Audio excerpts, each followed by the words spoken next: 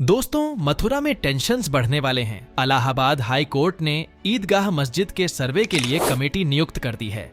लेकिन इस सर्वे की जरूरत क्यों पड़ी और क्यों मथुरा का सुन्नी वक्फ बोर्ड इसका विरोध कर रहा है? आइए जानते हैं पूरी कहानी मथुरा की श्री कृष्ण जन्मभूमि के बारे में, और ये भी कि ईदगाह मस्जिद यहाँ पर कहाँ से आई। महाभारत के अनुसार महारानी गंधारी ने श्री कृष्ण के यदुवंशी कुल को सर्वनाश होने का श्राप दिया, लेकिन इस सर्वनाश में श्री कृष्ण के परपोत्र वज्र और वज्रनभा बच गए। दोनों भाई बचे हुए यदुवंशियों के साथ हस्तिनापुर चले गए और यहाँ उन्होंने राजा परीक्षित के सहयोग से वृज क्षेत्र का निर्माण किया और उन्हीं के नाम पर आज हम इसे वृज मंडल कहते हैं। और जहाँ आज श्री कृष्ण जन्मभूमि है, वहीं 6th सेंचुरी BC में वज्रनभा ने भगवान श्री कृष्ण का कटराकेशव देव मंदिर बनवाया था। इस साइट के आर्कियोलॉजिकल एक्सकेवेशन के दौरान यहाँ 6th सेंचुरी BC की पोट्री और टेराकोटा की डिस्कवरी हुई है। और दोस्तों, कुछ जैन और बौद्ध प्रतिमाएं भी मिली हैं और इसमें कोई डाउट नहीं है, क्योंकि मथुरा इतिहास में एंशिएंट सिल्क रूट पर पड़ने वाला बहुत इंपॉर्टेंट शहर था, जहां दूर दूर से लोग भव्य मंदिर निर्माण और यमुना के कारण आराम करने के लिए रुका करते थे। 6th सेंचुरी BC के बाद 4th सेंचुरी AD में सम्राट चंद्रगुप्त द्वितीय ने इस मंदिर को भव्य मंदिर में बदल दिया।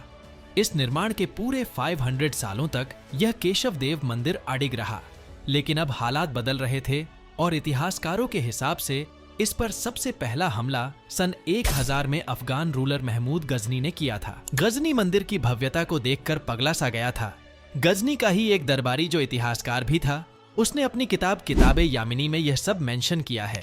और यह सेम चीज ब्रिटिश ऑफिसर फ्रेडरिक सॉलमन ने अपनी book Mathura Vrindavan the mystic land of Lord Krishna में भी सेम बात लिखी है।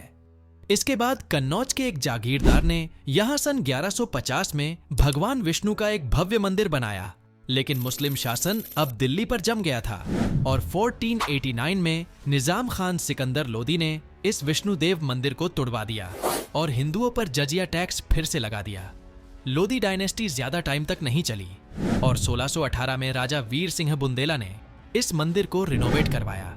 लेकिन फिर आता है औरंगजेब का राज। हर मुगल शासक की तरह ही इसके शासनकाल में भी मंदिरों को तोड़ने की अनुमति थी और इसी ने 1669 AD में 4 मंजिली केशव देव मंदिर को तोड़कर वहां ईदगाह मस्जिद बनाई।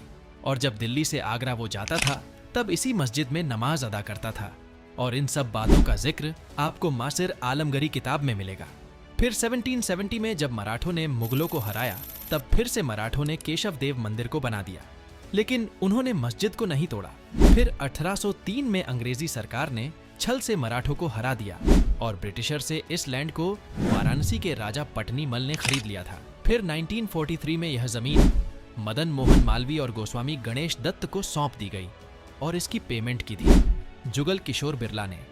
और इन्होंने ही 1951 में श्री कृष्ण जन्मभूमि बनवाने के लिए श्री कृष्ण जन्मभूमि ट्रस्ट बनाया। 1953 में मंदिर का काम शुरू हो जाता है और 1983 में मंदिर आज की करंट फॉर्म में बनकर तैयार हो जाता है। दिक्कत स्टार्ट हुई 1968 में ईदगाह मस्जिद कमेटी और श्री कृष्ण जन्मस्थान सेवा संघ के समझौते से। इंडियन नेशनल कांग्रेस के लीडर गणेश वासुदेव मावलंकर उस टाइम कृष्ण जन्मस्थान सेवा संघ के पहले चेयरमैन थे और इन्होंने 2.5 एकड़ का ईदगाह मस्जिद का लैंड ईदगाह कमेटी को दे दिया और इस समझौते पर साइन भी कर दिया। लेकिन 1992 में बाबरी मस्जिद गिराई गई और वृंदावन के मनोहर लाल शर्मा ने हाईकोर्ट में पिटीशन फाइल कर दी कि ईदगाह मस्जिद इलीगली बिल्ड है और वक्फ बोर्ड ने रिलीजियस वर्शिप एक्ट 1981 का हवाला दिया और यह रिलीजियस वर्शिप एक्ट 1991 ही सारे झगड़े की वजह है। इसका मतलब यह है कि कोई भी मंदिर मस्जिद या कोई भी धार्मिक जगह 1947 यानी आजादी के बाद से फ्रीज कर दी जाएगी। उससे पहले वह जगह किसकी थी, किसकी नहीं, यह मान्य नहीं होगा, चाहे आर्कियोलॉजिकल सर्वे से कुछ भी मिले।